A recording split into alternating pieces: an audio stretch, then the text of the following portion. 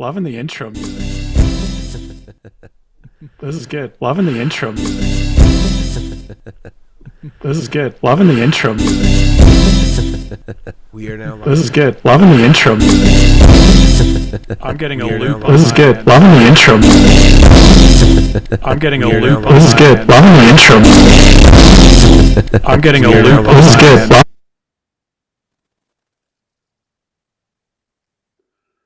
Hello?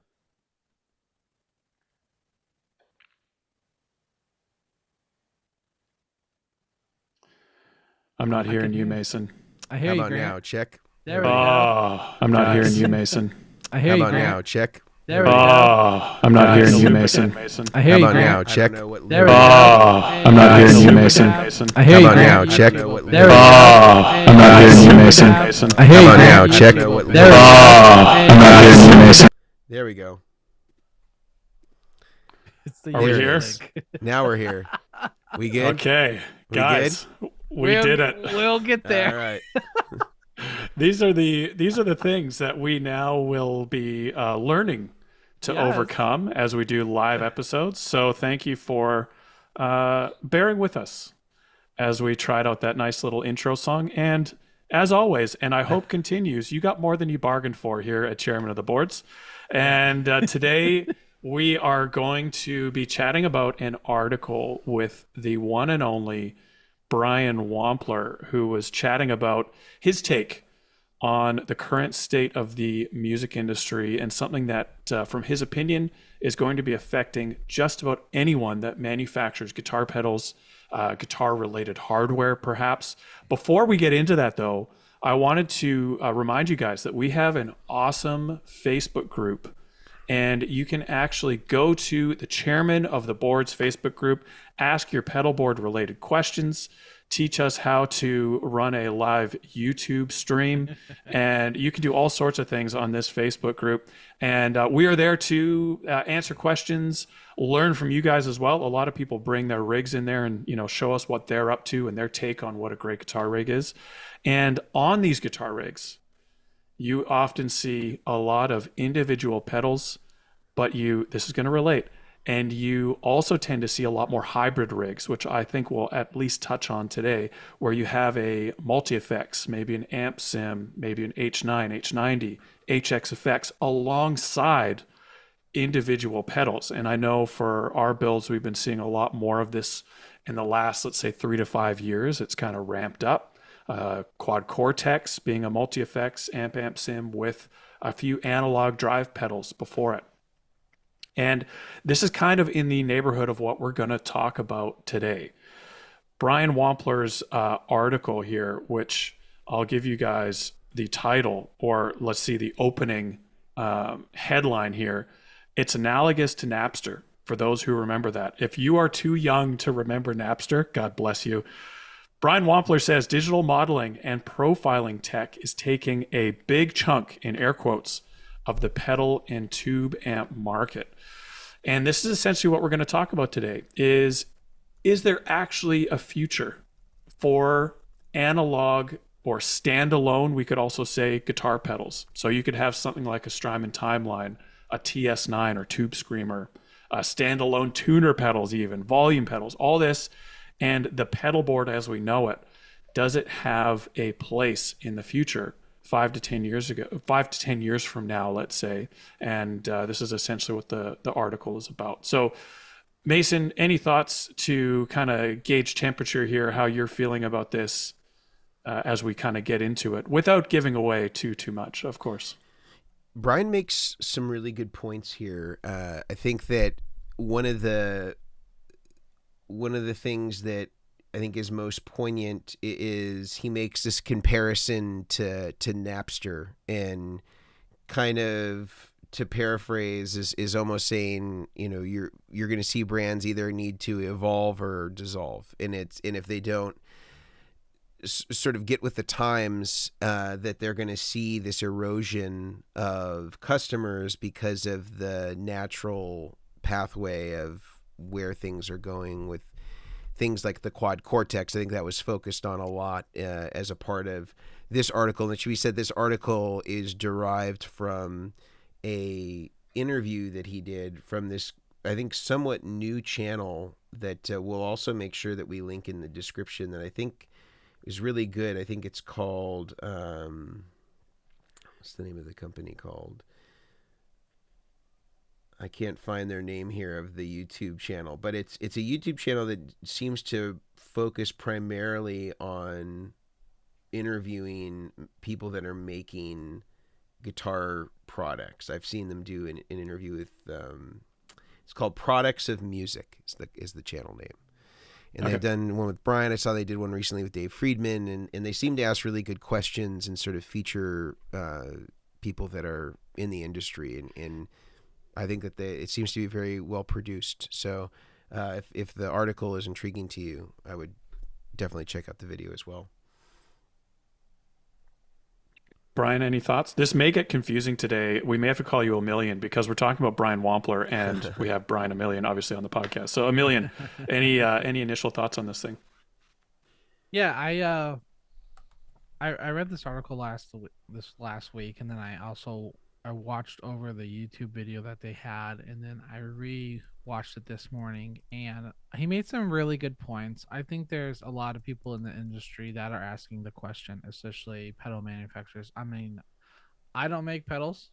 I know you guys do, and like a lot of these guys out there, like you have to be asking like, what can you be doing, or how is this going to affect your business? Because he made a really good point about people going in, buying pedals from a local guitar shop, going home and capturing it and returning them, or rental companies that you can rent a pedal for $20 a week or something. So like all that kind of stuff can be affected so much from this kind of stuff. So it is really good to have the conversation of like, what can they do, what can they expect. And yeah, so it was a really good topic, and it was really cool to see what Brian, like how he was processing it.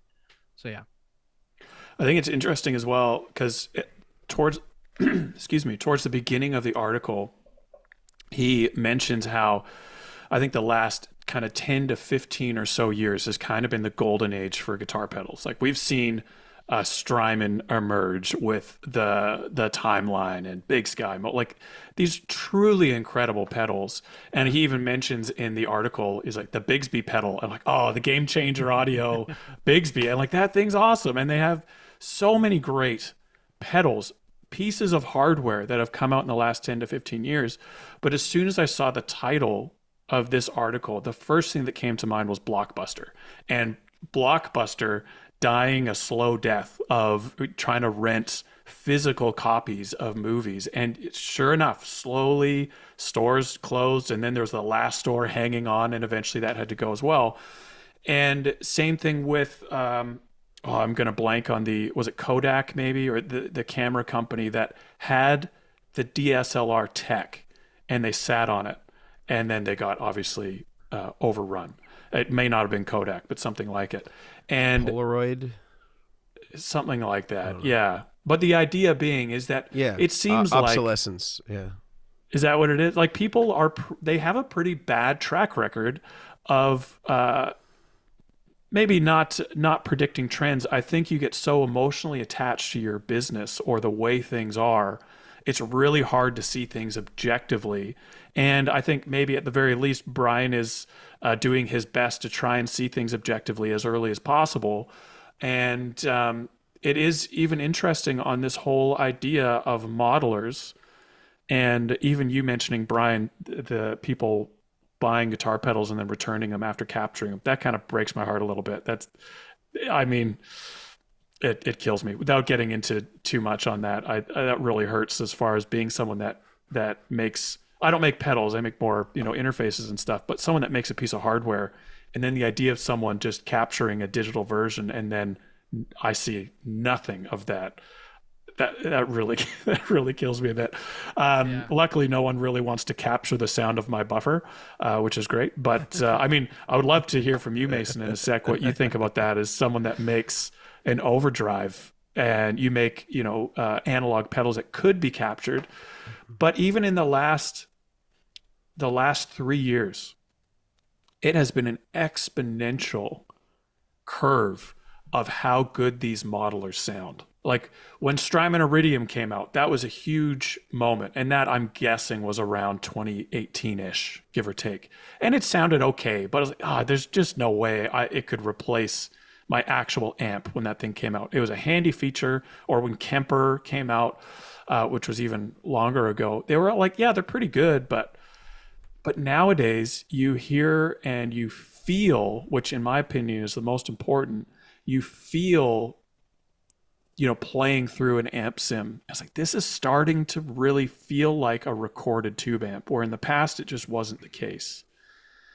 And so if we see this as being something that has exponentially gotten better in the last few years, short amount of time, what is that going to look like in 5 years? And will it matter that it's, let's say, hypothetically, it's just as good or better than a real overdrive, an analog overdrive, or just as good, or if not better, than a real tube amp? Let's say that was the case. Do you guys think that, let's say, overdrives and tube amps, in my mind being the big ones, will that be enough to dethrone people that really, today, Mason, you being a prime candidate, I'd love to hear your thoughts, being a prime candidate of, you love a real tube amp, and we've talked about this on the show in the past. Amp modelers are a handy tool, but nothing will really ever replace a real mic'd up tube amp. Do you see a trajectory where these get better and better and better and better, where it just doesn't make sense to own a tube amp or an analog overdrive anymore? Is that a world in which you would play guitar?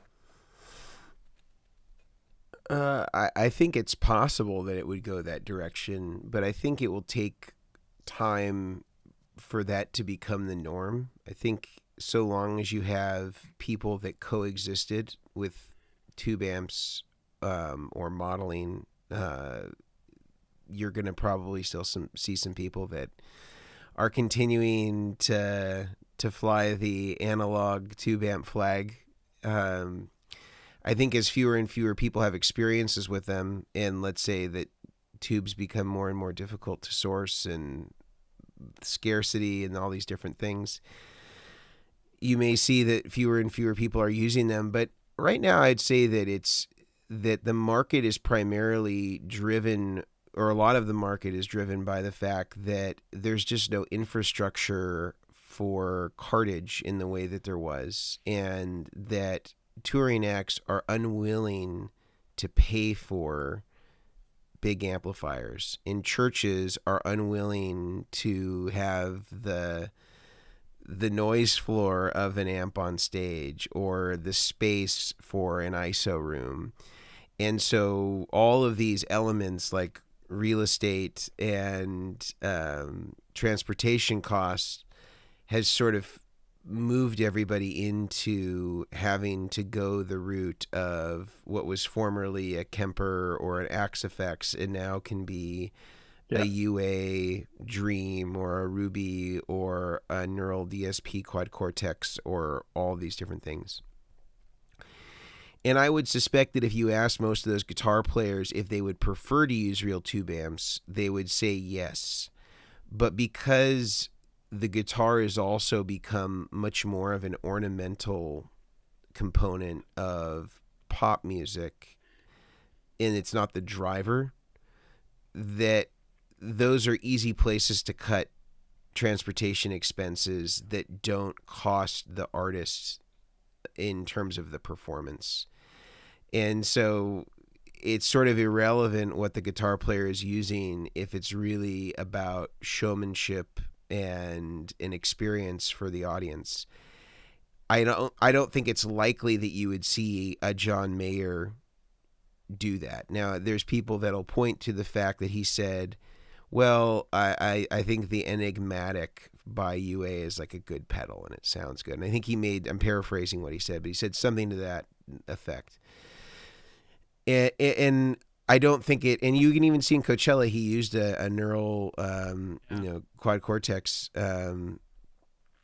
And so there are events or circumstances where he'll use it, where I think it's kind of like there's not an infrastructure there for an amp, or there's just a path of least resistance, and they just go that direction. I don't think you're going to see that as his primary amp ever. And I think that it goes that way for a lot of guitar players, where they get to dictate what it is that they use, and they don't have to abide by whatever the artist is doing or the tour manager is requesting of them, or whatever it is. Yeah. So I think it just depends on the situation, but I can see a lot of the cases where he's right. I'll share the mic with somebody. We're with Brian now for a little bit. I have some other thoughts on this, but I think that that's a good jumping off point. Yeah, no. Yeah, I think, I was reading the comments too. I have a fractal, one right here, actually. It's my fractal. But I also like recently put together a pedal board with a bunch of pedals that I have. And I definitely think there's a place for fractals. There's a place for amp sims. This board I built has 2 tone X's on that, because for me, I could lug around the amps. I have Mike Jackson and I have some other amps and stuff. I could lug those around, but sometimes it just becomes like I'm more lazy about it. But like, I think seeing it from like, I've been to 15 concerts, I think, this year between different clients that I've been working with. And I would say of the 15, 14 of them were either Axe Effects, Kemper, or Quad Cortex. And I'm like, so what do you love about it? And they're like, it's really flexible, it's really light, it saves a lot of time. Do I wish I could have a tube amp? Yes. And then the 1% was the Las Vegas thing that I did with Keith Scott, where he had fractals and his tube amps, and then they were blending them together because they had the means and the necessity of tech people to help with that kind of stuff. So I definitely think that, when you get into doing, like the whole capturing, like I mentioned earlier about people buying stuff and capturing and returning, like that's tippy toeing on that kind of line of stuff. You can't stop it, from someone, unless you just negate return policies in general. But I don't think it's for everyone when it comes to the modular stuff. As reading the comments, not everyone is interested in it. I think it's a great idea. I love it because it works for me, but it doesn't work for everyone. So I think that's a huge part of it. The other thing as well, I think, to consider here is, let's say we have a new generation of guitar players coming in. Guitar isn't as, in my opinion, this may be blasphemy, roast me in the comments. Guitar isn't as popular as it was, let's say, per person that plays music. It's not as popular as it was in 2005. It's still very popular, but not as many people are taking up, maybe it's just instruments in general, but are taking up guitar. Then you have to think about what is a typical 8-pedal pedal board, guitar, amp, pedalboard surface, power supply. What does that actually cost versus something like a Quad Cortex? Not pointing out which one's better. Like, is Quad Cortex better than an 8-pedal pedal board? You have fewer sounds on the 8-pedal board. As Guitar Sanctuary is bringing up in the chat, on a Quad Cortex, you kind of have to like the algorithms and the sounds that Neural has come up with for you. They've kind of curated this list of sounds if you can't capture it. So if it's not a snapshot in time pedal, an overdrive, a fuzz, if it's not a snapshot in time, you can't capture it, at least yet. And so you need to love Neural's delays, reverbs, modulation, which are admittedly great. But you take any brand, Strymon, for instance. I would never have a pedal board filled with just Strymon because they have a sound. They have a certain way of doing things, and it's great. But I don't want that for every sound. I want some Boss modulation. I want some Maris. I want these different takes, some Empress in there. I don't want to cook with ingredients from just one manufacturer. I want stuff from Italy and France and all. It's making me sound like a good cook, of which I am not. It's like making a BLT, but only bacon. Exactly. Only bacon. Like, you need the lettuce, great. you need the tomato, you need the mayonnaise, you need the mustard if you're feeling spicy. Exactly. I and agree. Brian is always feeling spicy. If there's so one hungry. thing that you know. And so that's where I think there's a valid point here of modelers will get you a good chunk of the way. Yeah. But even if we fast forward 5, 10 years, it would probably, I'm trying to think now, what would it take for me to take back what I said? It would probably take an open source platform where I can take some modulation from Boss. I can take some, from all these different manufacturers. At that point, it would be plugins and be able to load them onto one unit, which, as far as I'm aware, right now, I don't think exists. And the other thing, and I'm curious if what your guys' thoughts are on this as well. There is something to be said for individual pedals as far as hardware. If for nothing else, you have instant access to the knobs on the individual pedals. I'm always tweaking knobs on drives. I'm always tweaking feedback and effect level, and I can instantly access those knobs on analog pedals because I don't have to menu dive to get to them. They're all right in front of me. And I think that's another thing for pedalboard users that is, you kind of just take it for granted until you have to menu dive. Like, oh, this isn't as easy as it was with individual pedals. And being a knob twiddler as I am, I love to just quickly access these things and then move on and keep playing guitar.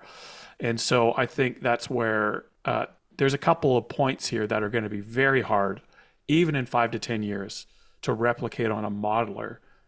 But I don't, if I'm going to be my true feelings as of today, I don't know if it'll necessarily be enough. I think the majority of people will be, and probably are, on modelers because of like what Brian was saying, the ease, the transportability, what Mason was saying about cartage, like just moving a rack of amps. Like I remember, man, must have been 8, 9 years ago now, Nigel Hendroff posted something on Instagram and it was their touring rack rig. And it was a double tier, probably 6 feet high, I would guess. 3 amps on the bottom, 3 amps on the top, all permanently mic'd up, and you just patch it into the side. This thing would have weighed like 500 pounds, and it was just amps. And the same setup, maybe not sounding quite as good, but the same similar type setup could have been achieved with a quad cortex. And you could have brought that as carry-on, on a plane rather than having to get a semi truck to move that thing. And so the practicality of this, if tours are on tighter and tighter budgets, like no tour manager is going to care what a guitar player thinks. Like, oh, I need my rolling rack of doom with my 6 amps on it, and it'll make me sound 2% better than the modeler out at front of house. I think it's kind of a hard thing to really justify when the technology is there. How do you make a line item for that in a budget? And you're seeing this already, Brian, with the acts that you're going to see in concert. Like over 90% of the people are using modelers. Yeah. All that Well, to and say, I don't feel happy about it, but well, and it's like sitting out in the crowd, like, because I'll go and I'll meet the guys, side stage, and we'll look at gear, we'll talk about their setup or something, and then I'll go and sit in the crowd at front of the house, and not one single person in that crowd is going, oh my gosh, they're running a fractal, oh, they're running tube amps. Like, they don't care. If it sounds great to them, they're going to use it. And that's, I think, where even the stuff that, like, some of these bands, I'm like, oh, why are you running it? Because it's consistent, because I don't have to have a box of tubes on tour with me, or if we're going to go overseas, we don't have to worry about renting that stuff. So, like, yeah, I definitely think there are easy ways of getting smaller amps, AC-15s, like at the JHS Stu G clinic. Like, Stu was doing like an AC-15 and like this little Fender amp and stuff, and it was such a big sound for such small little packages.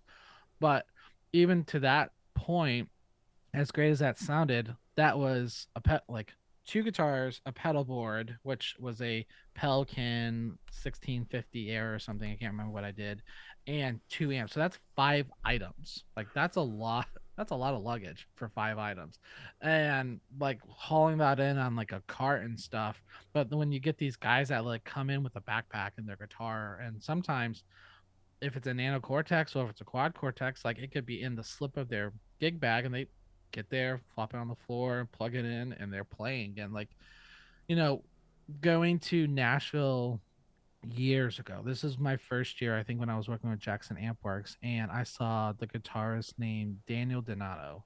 He Yep. is a player. Yeah, Dan, he's Kind of awesome. country style. Picking. He's an incredible player. But like seeing him playing through a couple pedals flopped out on the floor, strung together into a deluxe or super or whatever amp he had, it worked for him. He wasn't dealing with wedges. He was dealing with wedges for hearing vocals, but like he wasn't running inner monitors. He wasn't running these things. So I think a big part of these guys are like they talk about old school, new school, old dog, like who's this? I think it really just depends on your gig. Would I love to take 2 amps like the band I was in high school? We had 2 amps, we had floor wedges, it was loud, our ears were ringing, and it was fun. I enjoyed it. And now we all have tinnitus. And now we have, yeah, oh yeah, totally. But like even nowadays, like what you hear in your at home and you're playing through your headphones and you get to wherever you're playing and you're putting inner monitors on, like you lose a certain level of that excitement. You're not feeling like the wind or whatever they call it pushing for the tube amps and stuff. There's a different level of energy, I think. But I think for certain applications, as Mason was saying about churches with rooms and stuff, you know, a church having an ISO room is simply going to be a glorified closet next to a mop and a broom, and everything's going to rattle. Just it's like it's going to be super hot in there. They're not going to have proper ventilation. Like there's a lot of these churches that don't, even mega churches that I've played at before, don't really have the best like closet. One literally was a closet with a piece of foam between. I was like, there's no real isolation. And that room was like 20 degrees hotter. But like for that circumstance, like they had to have an SGI box, a long line. They had to have all these different boxes to run all this stuff to make that happen. But instead they're like, here's 2 XLR lines, plug it in. And I know a lot of guys now that are doing the like hybrid rigs, I think have become a big thing, like a quad cortex and analog pedals, because people like best of both worlds. Absolutely. And I think I'd be curious to hear, Mason, if you've kind of, or the last live show where you've maybe experienced something similar. But I remember when Brothers Landreth came into town a couple of years ago now. And it was at that time, Joey was, we met up before the show, and he was showing us his new amp with, Rev. Thank you. No, it wasn't Rev. It was Two Rock. Thank you. And he was showing us that amp. And he was running the Two Rock as his dry and then two little tube amps as his wet left, wet right. He was doing wet, dry, wet live with real tube amps. And I remember being in that room. It was a smaller venue, maybe 400 or 500 people. And the guitar tone was magical. You could feel it in the room. And I just remember thinking, like, you just couldn't. A modeler would get most of the way, and it would be easier to move. You'd be able to save more sounds. Like, there's a whole bunch of pros for a modeler. But, and I'm seeing similar thoughts here in the comments, but you just, that kind of that X factor, that tactile texture, the magic in the room. You're getting a little bit of the sound from a mic damp in front of house, but you're also getting bleed from the amp, and it's just like you're kind of part of the whole show, especially in a smaller venue like that. And I think if he would have captured those amps, used a modeler, it would have been a great show, but it would not have been the same. It wouldn't have been the same experience. Even just seeing tube amps on stage is part of the experience, especially when you're going to see someone that you know you're going in part to see a guitar player play guitar. And I got lost in his vocals, and it was everything about that show was amazing, but a big part was the guitar. And I just don't know if I was going to see a guitar player, like it just doesn't compute for me thinking about watching a guitar player play through a modeler when I'm there to see a guitar player play. Like the Edge at the Sphere was using modelers. I think some of the UA gear. The UA that stuff, just, he may have had dummy amps on stage, but it doesn't feel right. Something about this is wrong. And I think part of that experience is also a big part of the show as well. I don't know, Mason, if you would agree or disagree on this. I think that there is definitely a difference for the player perspective, and I think that that was noted here in the context of some of the comments. I think when you're the player and you're feeling it and you have a reference point, I think that's another important part to talk about, is that many players that have never played a Marshall at volume or any amp at volume, their context for what that sounds and feels like it might as well be a different language. And players that learn to play the guitar in the 60s, 70s, and 80s, let's say, or even 90s or later than that, many of them will have the context for what a loud amp is because that was sort of the gold standard of the era. And so when they try to go back, people from that generation try to go back and hear modelers, like, of course they're disappointed because they're accustomed to how those amps are supposed to sound in the context with which they were designed, or at least most famously used.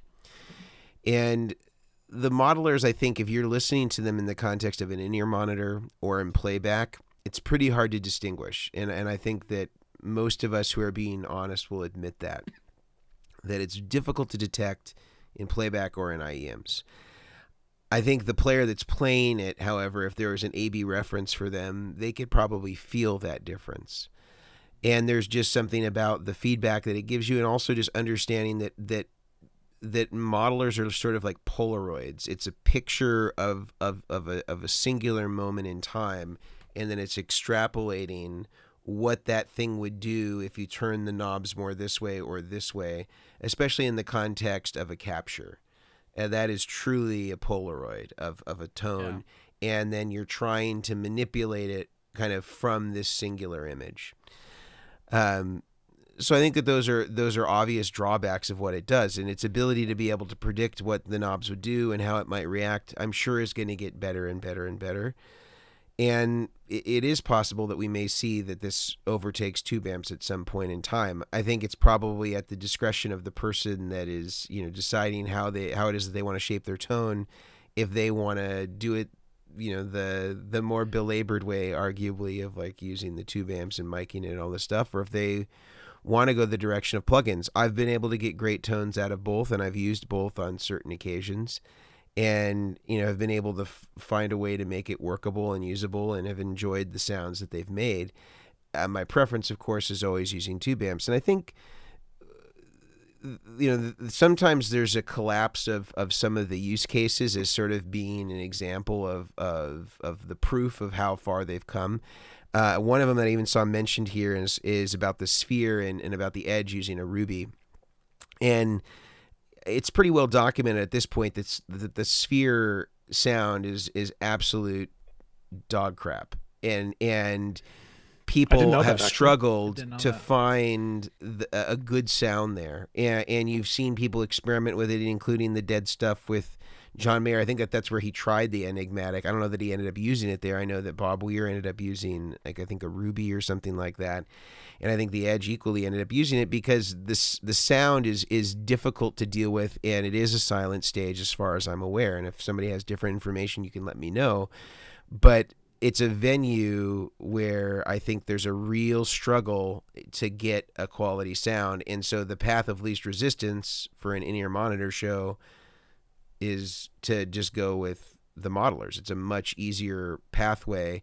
And it's not the first time that we've seen the Edge do this. Like, if you look at when he was, I presume he's still working with Robert Bradshaw, but Bradshaw built him a fractal replica rack. So it's not like he's never moved into this space before, but I don't think it's what you're going to see overtakes his sound, or that he's going to be making records with the UA Ruby. I think it is a solution to a problem that can be more easily solved, and the technology is just getting smaller and more efficient at doing that. And as a backup, I'm sure it's as good as anything that he might use. And if it replaces what was a multi-space rack unit like a Fractal, then I'm sure he'd be all in on it. And so it makes sense that he would do that. I think the argument that you see people making is like, well, he's abandoned his Tweed amps and his Blasphemy. AC30, and that's just not what happened. And so, it becomes sort of dog whistle to all the modeling evangelists, and I don't think that that's the truth. Another thing that I wanted to mention is, I think the context of Brian Wampler here is also sort of key in sort of the witnessing of the erosion of the Stompbox. Yeah. I think that Brian, first thing I'll say is that he is in a select group of guitar pedal manufacturers that had the foresight to understand that having a social media presence and having a podcast was going to set him up for future success in sort of an ever-changing and evolving demographic and in retail space for guitar pedals. He was one of few people to do that. And I think of all the guitar pedal manufacturers, there's only a few that have larger channels than him. I think JHS is probably the biggest that's like manufacturing guitar pedals. I guess you could make some argument for that pedal show, although technically the Gig Rig is not so much guitar pedals, it's kind of more accessories, and they're kind of one piece of that pedal show pie. But Wampler's certainly in that conversation and has had that podcast that he does, the Chasing Tone thing, that's gone on for a really long time, since kind of podcasts, even before they were super fashionable. So I think that these are all like great things that he's kind of always had some foresight to sort of start spinning some plates in some dissimilar avenues than maybe where he's primarily earning his income. I think one thing though about the customer that he's identified, and I could be totally wrong and off base about this, but I'm fairly confident in this assertion, in that his branding and the types of effects that he makes and the style of the effects and the aesthetic of the effects, it's kind of being geared more toward a guitar playing customer that's around his age.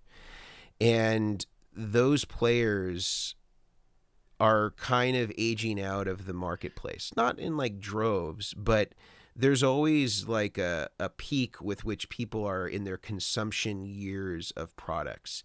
And when you start to kind of near retirement, you can see in not just our industry, but almost every industry, that the buying habits sort of dissipate, or the things that were once recreational in discretionary and that you would buy with your extra money, those things kind of disappear, or at least diminish. And so it's important to sort of reinvent this new customer that's coming through the door. And I think Brian and others are seeing that, their branding is kind of oriented toward a certain demographic of guitar player.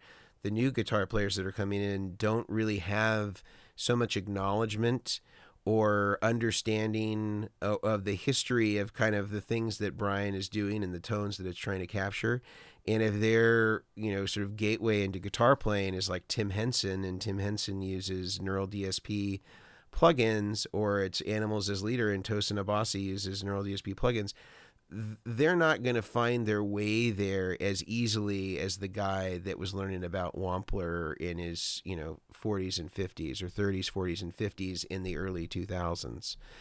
And so it's just a different pathway. And so I can see where the fear exists. And I think you can see this in a lot of different brands. I think Full Tone is another one where they certainly haven't marketed themselves as well as Wampler, but they were around earlier than Wampler, and they've built some fan bases. But I think they've struggled to continue to reinvent themselves. And so it's interesting to see brands that I would consider to be sort of godfathers of the boutique pedal movement, and then kind of seeing today that customers are maybe not coming to them in the same numbers that they were. I think some of that has to do with reinvention. I think some of that has to do with branding. I think some of that has to do with being able to sort of meet the new customer where they're at. And that's really difficult to do, even if you're on top of all those things and sort of understanding those trends. I don't know if I would say Napster is exactly the way that it's going to go, but I understand what he's saying. But I've talked for a long time. Somebody else take it. No, or we probably need to do some ads at this point. Well, yeah, I was going to say I would love to chat about what do we do as manufacturers then to survive. And so before we get there, though, I want to hand it over to Brian, and he's going to tell you how you can save some cash by supporting some of our sponsors here today. Absolutely. Yeah. So the first of all of our sponsors, feel free to drop them a comment here, shoot them a text, or give them a call. Visit them at guitarsanctuary.com or in McKinney, Texas. But as you can see, they have all sorts of pedals that we're talking about: pedals, pedal boards, junction boxes, all sorts of guitars, everything that you could use. Goodwood audio stuff, long line. If you're running tube amps from a long distance, they got it. You can handle everything that you need, as well as you can see that they have different assortments of pedals. They have JHS pedals. They have all sorts of really cool Fishman stuff. They have everything that you can think of in McKinney, Texas. Go and visit them. You won't be disappointed.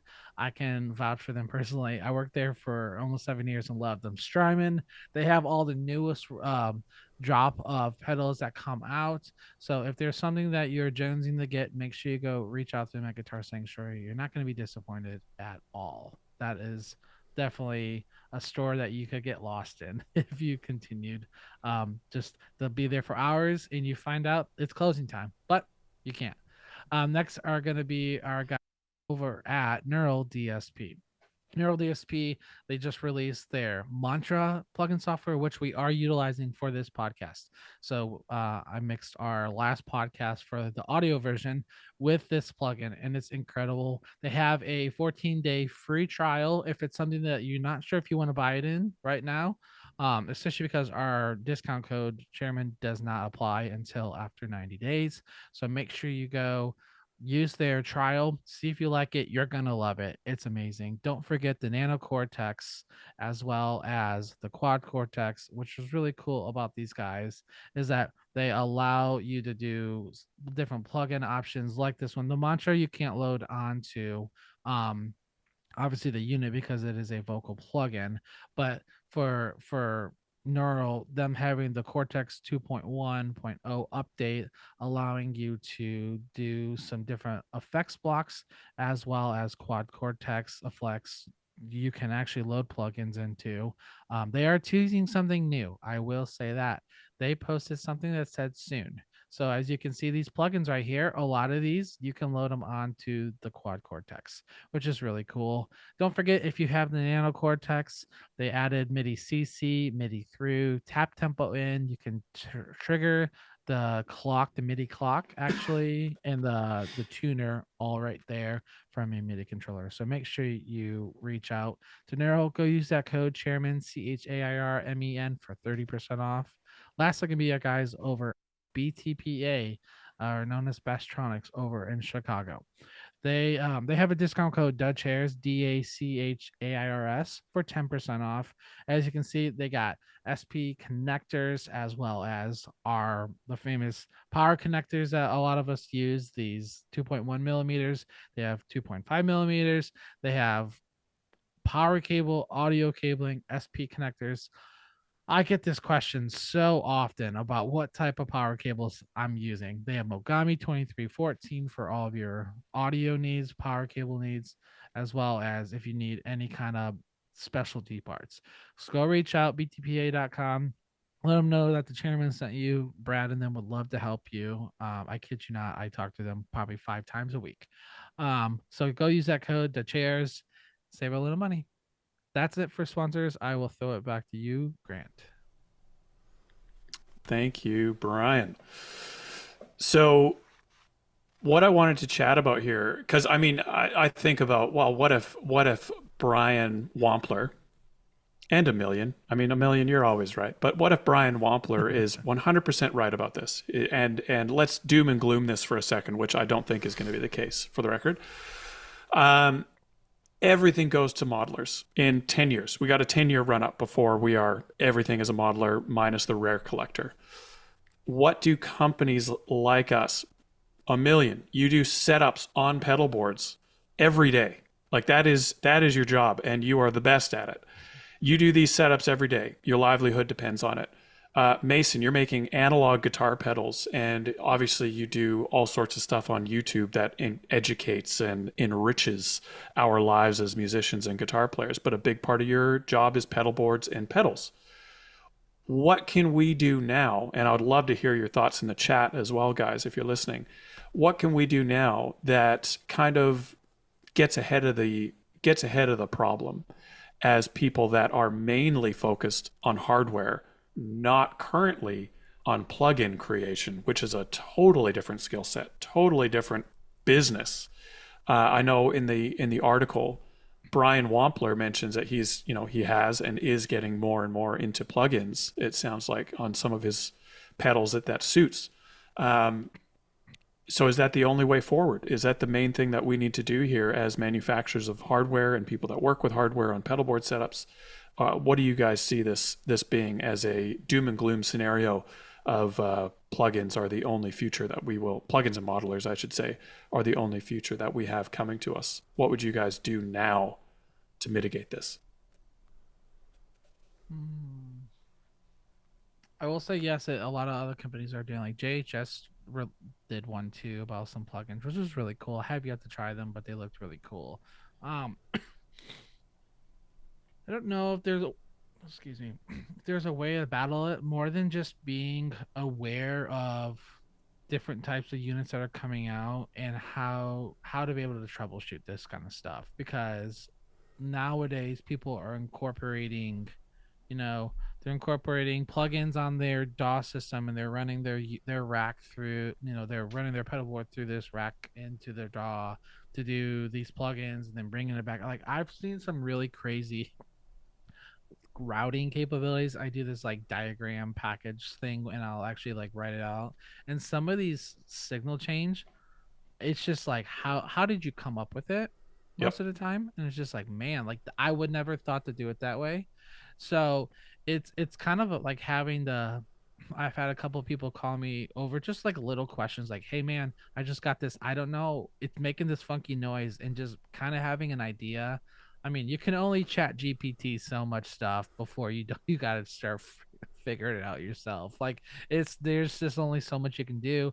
But I think it's just kind of, there's only so much as a rig builder as any of us can prepare, because as more advanced stuff gets out, like, I'm not gonna go to school to learn how to do this programming of these systems or anything, but like, it's just being able to efficiently explain how to troubleshoot these things, especially when they're getting more software based or computer based. Because even Brian in the Sanctuary mentioned it earlier in the comments, like, if that one multi-unit is all you're using and that unit goes down, you're done. Like, it's not like an overdrive pedal foot switch breaking or like a triple pull double throw switch coming out. You can just pop it off and put a jumper in. It's the whole unit. Like, you're dead in the water. So yeah, that's what I would say. I think the flip side of that, though, is the likelihood, and it's not impossible, the likelihood of a modeler going down is less likely than a tube amp, which is less likely than a 3PDT, which are notorious for failing. I do agree, though. Like, once a computer dies, which these things are computers in a new format, you have to bring it back to the manufacturer. There's no user serviceable parts in something like a quad cortex or a fractal. Like, it needs to go back to the manufacturer. What about yourself, Mason? Have you kind of thought this through without giving any secrets away or product releases, of course, but where's your head at when you read an article like this from a well-respected person in the industry? Yeah, I think that it's always good to sort of have your finger on the pulse of what's happening, and I think that I don't know that there's any objection specifically that I have to what he's saying. I think that the elements of the plugin world, I think that it's great. I don't know that it translates the same way to live performance and stuff like that, because as you can see, you still need some sort of hardware in order to be able to manipulate plugins if it's the case of like the Neural DSP Quad Cortex. So it'll always necessitate some sort of mechanism to trigger sounds and to save presets and all that stuff. And I think that that's where maybe in the more performance oriented world is where we have maybe more influence than we might think, because most of the stuff like the Quad Cortex or the Fender Tone Master or fill in the blank hardware piece that does sort of amp modeling, there, or even the pedal based stuff like the Stomp UA Stomp boxes like the Dream or the Ruby. There's no serviceable parts in any of those Mm-hmm. devices. No serviceable parts. So you really can't, as a consumer, have this device and bring it to somebody to fix it other than the manufacturer. Mm-hmm. And in a lot of cases, they're not necessarily even designed to be serviced. And I think that that's one element where having the analog pedals or having individual pedals can be an advantage in some of these situations where if your quad cortex goes down, the advantage is that you could have everything saved on a thumb drive and you could get a new quad cortex and load your all of your presets to it or download it from the cloud and put it onto it. But I think from the standpoint of reliability in the context of a set, if your quad cortex goes down or fill in the blank, I'm not Yeah. singling out Neural DSP, they sponsor the show, but just any of them, they go down and everything's on there. That's all you have. You have to have a completely different unit to be able to replace it with. That's already pre-programmed. And that is probably likely on a lot of touring acts that might use these sorts of things where they have a backup. But if you're somebody that's playing in church or more casual environments where that's not an option, where you just carry around a pre-programmed spare, like that's a problem.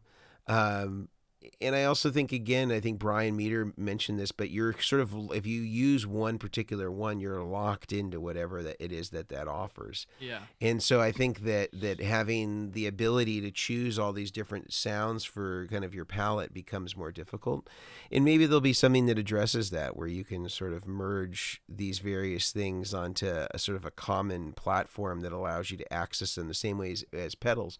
But right now, all the plugin companies, they don't communicate with each other. They're kind of their Mm-hmm. own islands and they have their own infrastructure and their way of doing things.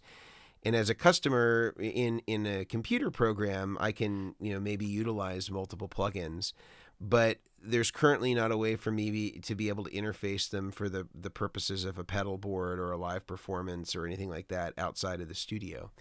And so I think that those are still advantages that we have in terms of individual pedals and effects. And the other thing is like when that software is obsolete, what happens to the plugin or Yeah. the thing that you bought? And we talked about this last week with the Boss pedals. It's like what happens after you buy one of those and the technology is obsolete. It's not like you own a Boss Tremolo physical unit now. You have a Boss Tremolo unit that's implanted on to this sort of like plug-in recaller that they call the plug out.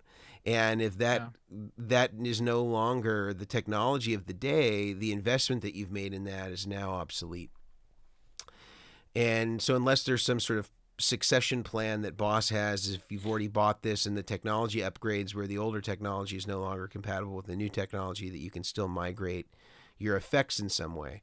I think that these are all sort of concerns that exist in the digital domain that don't exist when you have a physical piece of hardware that you own, and that whatever the value of it is, that you can extract it at any time. It's not like you bought this device Yeah. that you've added value to by buying additional plugins and then you can't actually even sell that as a part of the value of your product. Like these are all legitimate concerns, I think, that speak to people still wanting to use pedals or manipulate physical knobs. I think this would be a brilliant move on some of these manufacturer sides. Strymon, take Strymon. They have Strymon plugins. Hey Strymon, hey Neural, let's get together and let's put the Big Sky plugin onto our Cortex system. Let's put the timeline onto our Cortex system. I could see like if some of these companies would actually work together, because like I have the Big Sky plugin for Logic and stuff, and it sounds amazing. And I said it, and I was like, man, imagine if this was a plugin that you could buy and have it onto it. I know licensing and all this stuff, but like, because you can't capture those pedals, you can't But capture according to delays, you can't Brian capture. Wampler, if this is like Napster or Spotify, right? You can Yeah, when there's a new album that drops, you can get it from Spotify, you can get it from Apple, you can get it for sure. from Amazon. It's like on everything. So maybe that is the wave Exactly. of the future, is that a plugin is compatible with all these different interfaces. Which would be really cool. I mean, could you? I mean, having, because that's the thing is capturing, and I have the most reference with Neural. I've never actually had the Helix system or anything. I have a lot of people. Stoogie uses it. There's a lot of people that use the Helix and love it. But like, or the Headrush, like there's all these different units out there that do stuff. I had the Vox Veltronic floorboard years ago. It was like an all-in-one unit. It was a beast, but that was like the closest I've ever had to anything besides a neural. But like those types of things too is like you get people that like are capturing, and a lot of times people are capturing these pedals and not knowing how to do it correctly, and then they're putting it online. So then someone goes and gets the capture, and man, that sucks, or whatever. Yeah. And it's like yeah, it's like that's just that's just how it is. Like it's like not every capture is really good, and even capturing yourself sometimes isn't the best. So yeah, I mean if there is something like that some of these companies are talking, because there's so many, like honestly JHS doing their plugs, the plugin series with their pedals and stuff. I wasn't expecting it, but I don't hate it because it could be cool. I mean, I think he made a comment. Brian Wampler made a comment and a thing about like, I don't want to have to lug my computer to the gig to have those plugins. So I think that's where like the fine line of like having plugins that also transfer to a Cortex or a Nano or something. Because if you know a company, please put in the comments. Do any other companies have plugins that can load on? Like, I don't know of them. So that's I think Brian Wampler, or not Brian Wampler, sorry, another Brian Newnaber had there was a time when he was trying to do something that was basically like loading plugins. And in a lot of ways, Newnaber was ahead of the curve of a lot of companies. Like he had this thing that was very similar, or the idea-wise was very similar to what the Iridium was. And I think it was called the Iconoclast or something like that. And it was a couple years before Iridium. It was a very similar idea. It was intended to be used in the exact same way. And it just didn't take off the same way. Mostly I think because he just didn't have as much market share as Strymon did in order to sort of move people in a direction, influentially. Yeah. But he had a thing for a while, and it didn't last long. But I think the intent was always that you could use it to sort of load plugins and then have certain controls that you could assign that would be. Was this Slate? I don't remember what it was called, or if it was. Okay. I think Slate was just his stuff. Oh, yeah. It was just his stuff. Right. I think that there was one even before that was like going to be even more universal, where it's like you could. But I think that he ran into the same thing that everybody else would run into right now, is like licensing across different platforms. But that pedal, I think, is not that far away at this moment, where like it doesn't just need to be neural figuring out how to get their plugins onto a quad cortex. I feel like if there's a pedal, like even within their own ecosystem, if UA did something like this and they said, here's a blank slate, so to speak, not taking Brian Newnaber's term, and it's got the 6 knobs and whatever, and you can load whatever amp model you want onto it. Because that's ostensibly what every one of those amp models are. It's exactly the same hardware with a different aesthetic, and the chip is programmed for whatever amp model it's going to be. They're not. You could take the whole PCB out of, or just take the socketed chip out of one and stick it in another, and it would be. You could have an enigmatic that would be functioning like a Ruby, and so some of this is sort of like a way to force customers to have to buy the effects over and over again, even though it's like the same thing. Brilliant in terms of a manufacturing side, but it's harder to pull that off in an analog domain. Like I think the closest we've ever gotten to that is, if we had variations of the same pedal, we could have the circuit board be pre-made for like 2 variations of one product. Like we did that with like Steel String and then like the Slight Return edition, and so you could like it had the holes already ready to load, so you didn't have to like buy a new PCB for each one. Nice. But like this is beyond that. This is like everything is the same, and it's just like this piece is programmed to be this effect. Just socket it, put in the socket, and it's like now it's Ruby, and now it's a Dream, and now it's enigmatic. Do you see them to that point?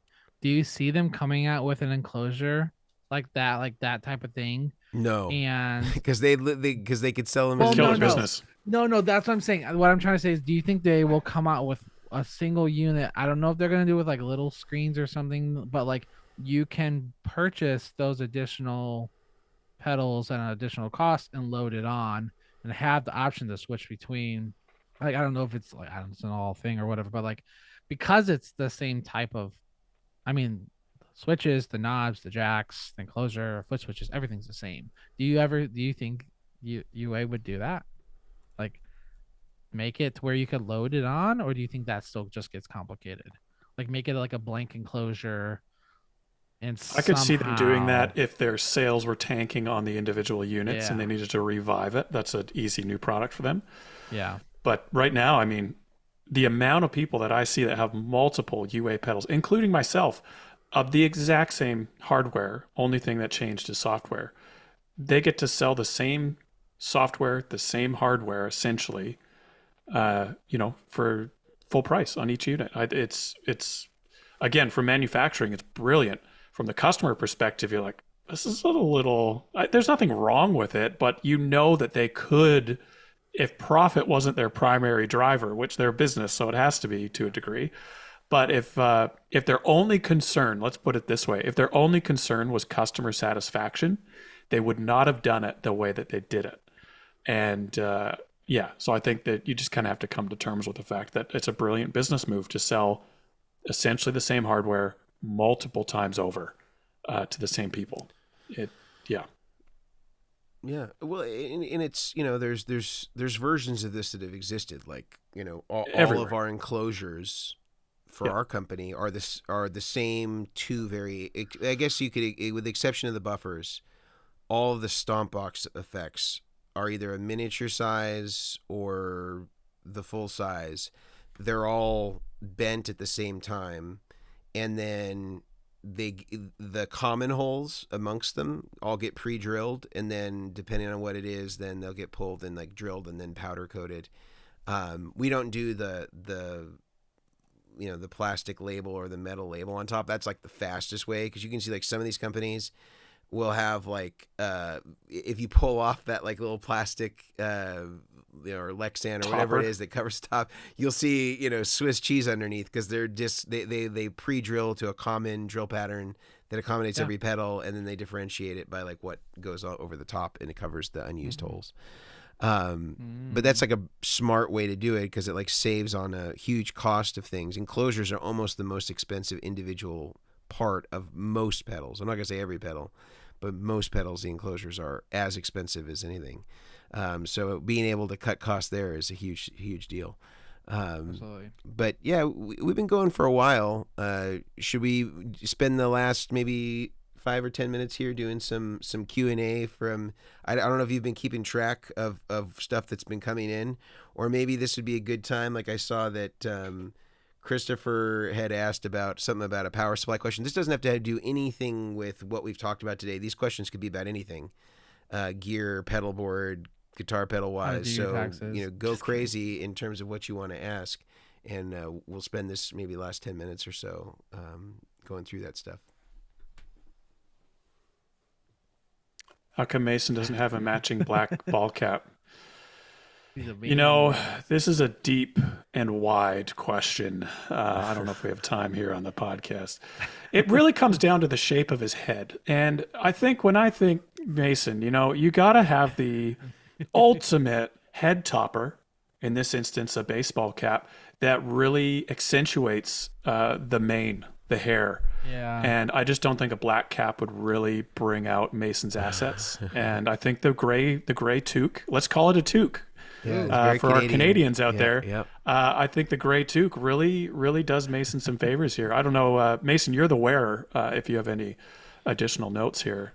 Every time I wore a baseball cap, especially backwards, I got accused of being Silent Bob from Jay and Silent Bob.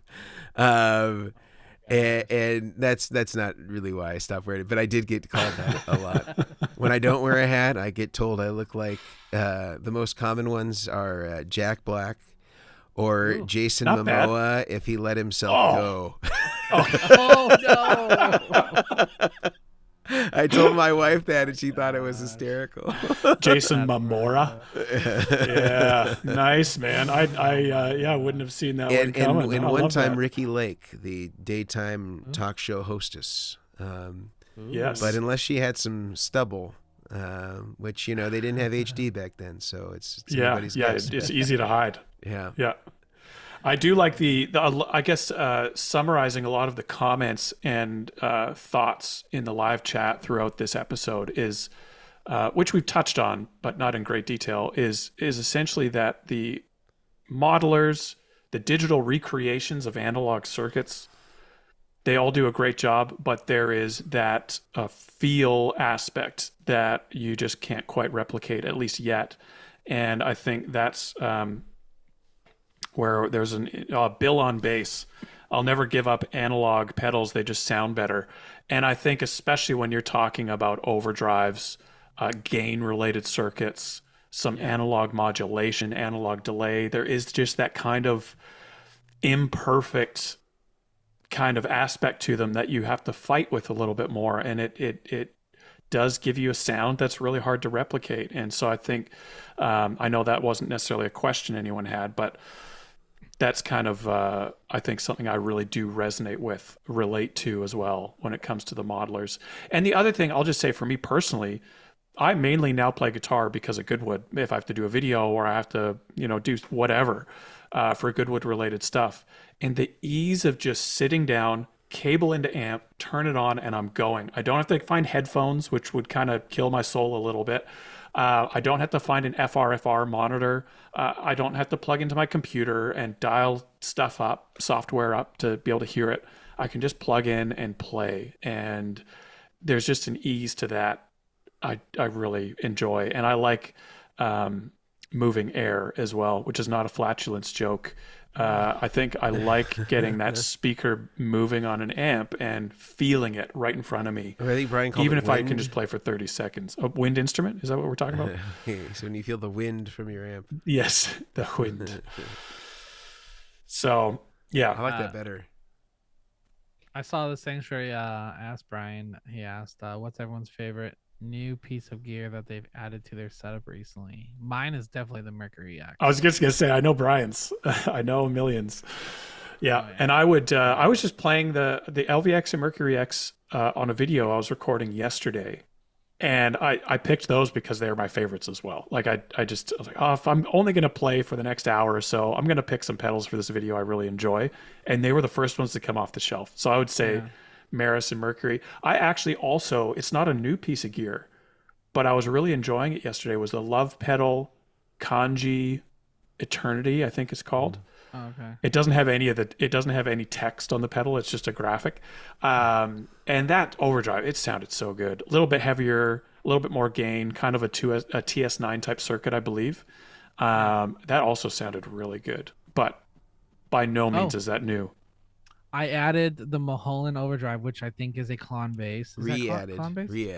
Re-added. That's a clon. It's a part for part clon. I've had it so many times.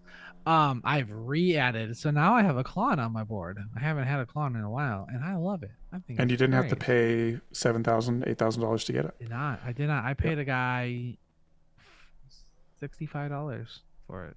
And $65. Good Wow. deal.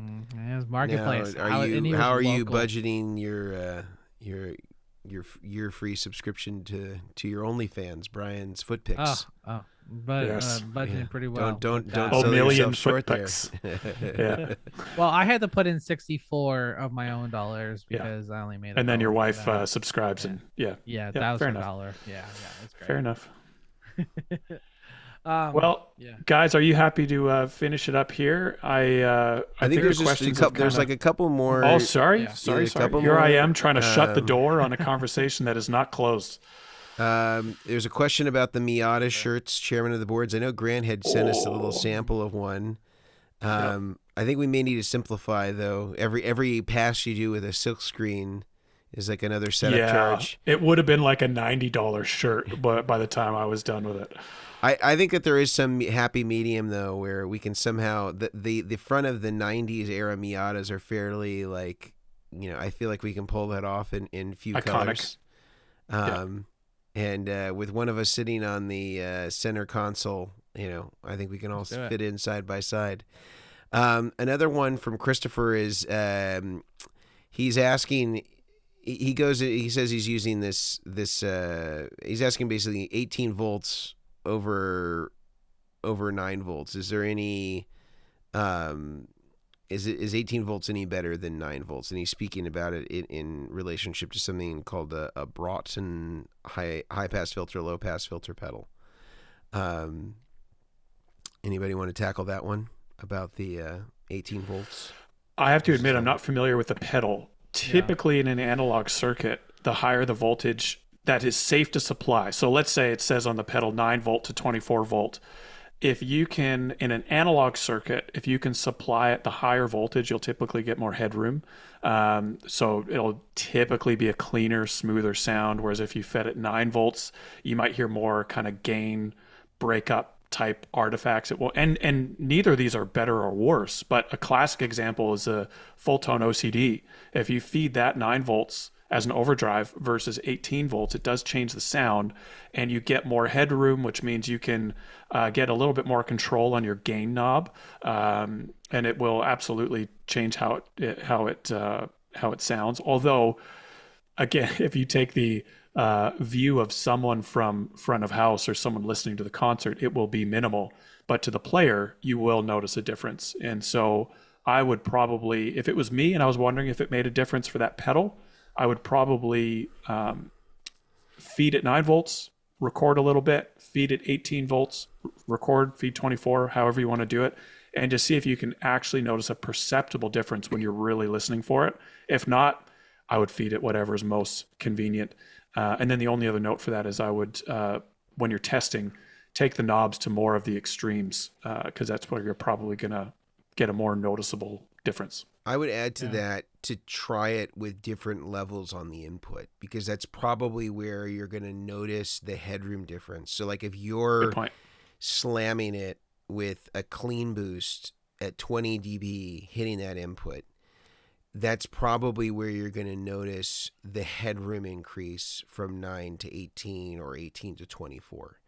And it's in an effects loop, he's saying as well. So he might be hitting it pretty hard already. You may be hitting it pretty hard depending on the effects loop, but I think I've said this in a lot of our videos, and I'm sure I've said it in our conversations, that there's no consortium of amplifier manufacturers that all get together and agree on what signal the send is going to be. So you see wildly different behavior in effects loops because everybody is really doing their own thing. And so depending on that level, that could certainly affect the clipping or the amount of clipping in this pedal. And if it's coming in at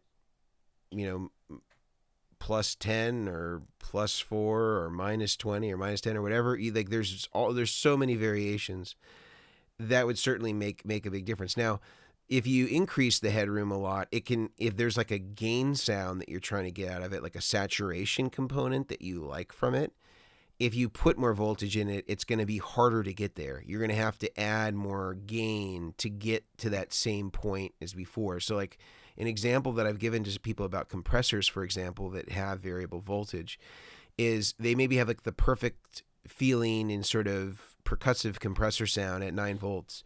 And then they say, well, I should use 18 volts because I was told by my buddy that I should. And then they put 18 volts and then they're like, yeah, it's like cleaner, but like I now have to set it in this more extreme setting to sort of get the feel and vibe that I had at 9 volts. And that's because they kind of just move the goalpost of like where that stuff is. So there is something to be said about sort of doing the listening test and seeing if you just want it to be really linear, the more voltage you give it, the better, assuming that it can take it. If the idea is that you want some saturation because it's part of the sound that you like, then figuring out what amount of voltage under the max voltage is preferable for the sound. So that's kind of how I would treat it. One note I'll say here as well, super quick, is this is why I love Chalk's power supplies. And no, they are not a sponsor, but love Chalk's power supplies because you can just plug into one tap and you can flip a dip switch, 9 volts. Flip it 12 volts, 15, 18, up to 18 volts. And you don't have to get a new cable. You don't have to do a voltage doubler. Like it's all right there on the supply. Smart. So maybe that's our next shirt is flip a dip. Thanks, Chalks. And I like it it. could be Dip. Yeah. Dip to flip. Love it. All right, everybody. Well, I think that's everything. Mike Wisconsin Mike, he just said check out Supercolor for the t-shirt prints. You can find a supplier. Thanks, Mike. Yeah, and I think that we've done some HD transfer stuff.